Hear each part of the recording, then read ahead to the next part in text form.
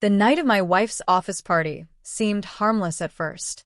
I hadn't planned to stay long, just a few hours, shake some hands, smile for her boss, and slip out quietly. But I should have known better.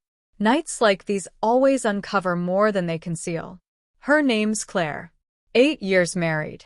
Sharp, driven, the kind of woman who could turn a boardroom to silence with one sentence. She works in PR for a major tech firm downtown. I'm in logistics, blue collar, steady, nothing flashy but solid. We used to joke that she handled the stories while I kept the wheels turning.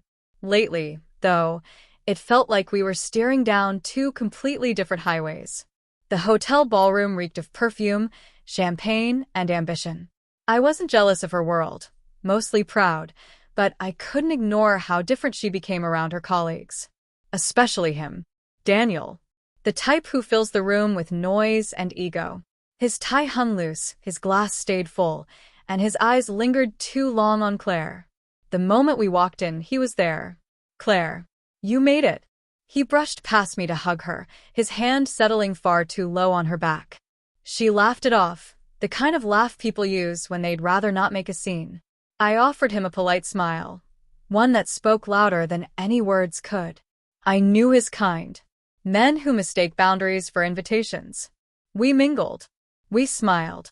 She introduced me around. I could see the empire she'd built here, how respected she was, how admired. But the more I watched, the clearer it became. Daniel couldn't stay away.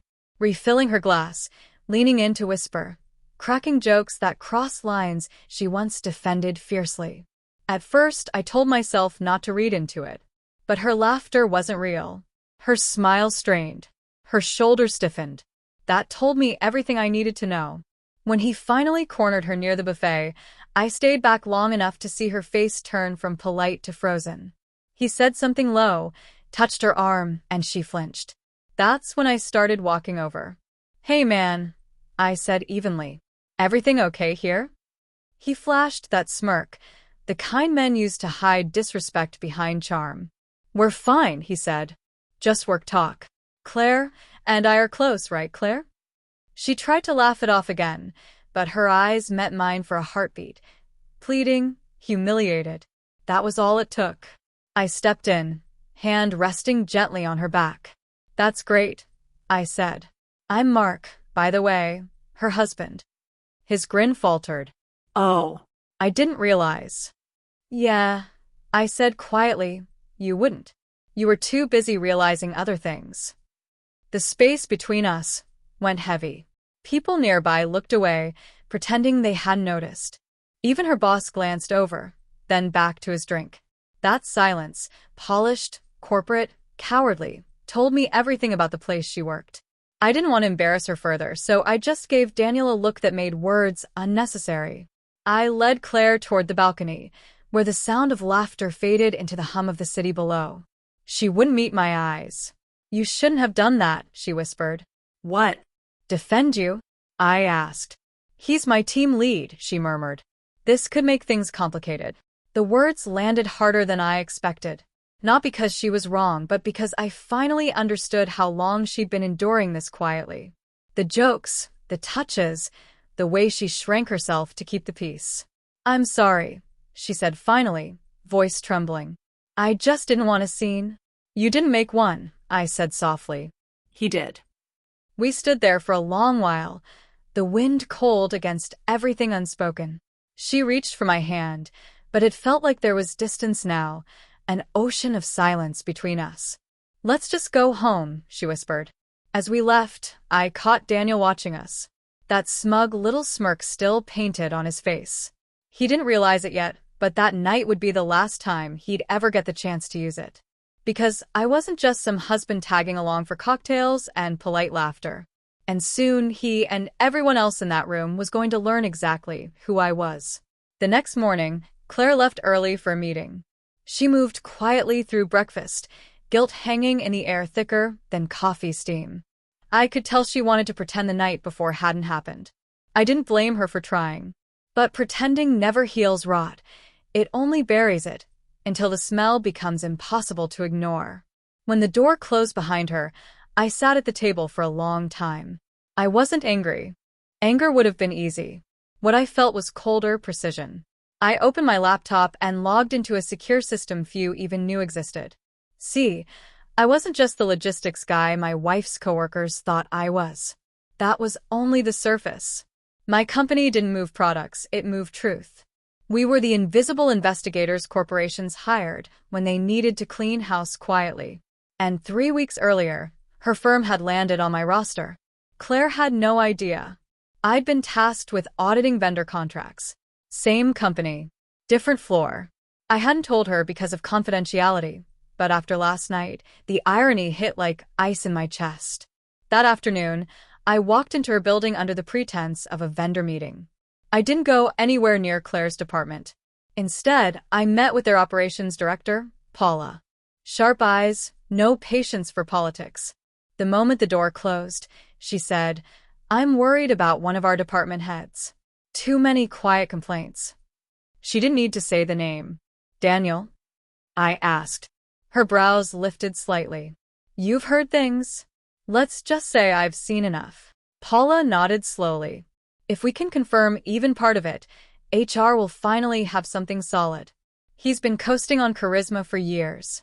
I left her office with something that wasn't revenge. It was equilibrium. This wasn't about humiliating him. It was for every woman who'd had to laugh off discomfort to survive a meeting. For every man who thought charm could excuse boundaries. That evening, Claire came home late, her exhaustion visible in the slump of her shoulders. Dinner was quiet. Halfway through, she finally said, "He apologized." "Did he mean it?" I asked. A pause. "Probably not. But HR called him in. Someone filed a formal complaint." I met her gaze, watching understanding bloom behind her tired eyes. "Was it you?" she asked softly. "No," I said truthfully. "But it doesn't matter who. What matters is it stopped." She looked at me for a long time, studying something she couldn't name. Then barely above a whisper, "Mark, who are you, really?" I smiled faintly. "The same man you married. Just one who hates seeing good people cornered." A week later, Daniel was quietly suspended pending investigation. Claire didn't say much, but something between us began to mend. She talked more, laughed easier. Maybe it was relief.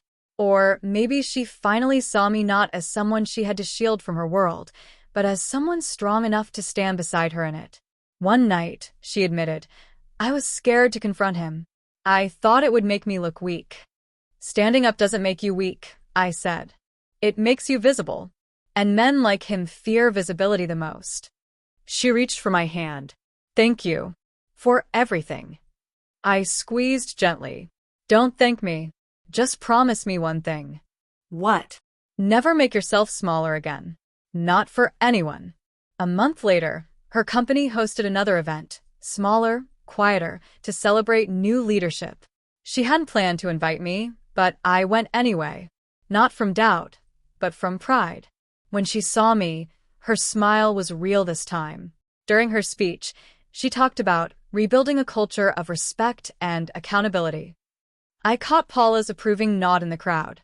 Claire's voice was steady, confident. No hesitation, no shrinking.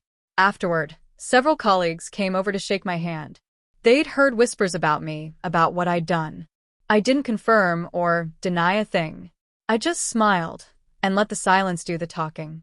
When we stepped outside, the night air was crisp, the building lights glowing like truth against the sky. "Feels different this time," Claire said. "It should," I replied. "Different people build different rooms." She smiled, and for the first time in a long while, it reached her eyes. We walked to the car hand in hand. Behind us, the office stood bright and honest for once.